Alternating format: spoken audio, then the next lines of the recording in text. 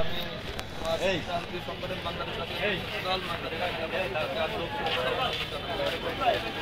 আপনারা সবাই অবগত আছেন গত 9 জুলাই থেকে 5 আগস্ট পর্যন্ত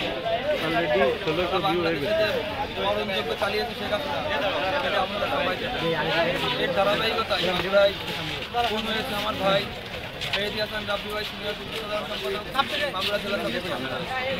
তো আমি এই সমাবেশ সাংবাদিকদের মাধ্যমে বলতে চাই, মাগুরার সদস্যরা ওসি মহোদয়, এসপি মহোদয় ও ডিসি মহোদয়কে আমি স্পষ্টভাবে বলতে চাই, যারা এই খুনের সাথে জড়িত তাদেরকে দ্রুত গ্রেফতার বা আইনের আওতায় এনে এদের বিচারের দাবি জানাচ্ছি। সকলকে ধন্যবাদ জানিয়ে আজকের এই বিক্ষোভ সমাবেশের সমাপ্তি ঘোষণা করছি। বাংলাদেশ জাতীয়তাবাদী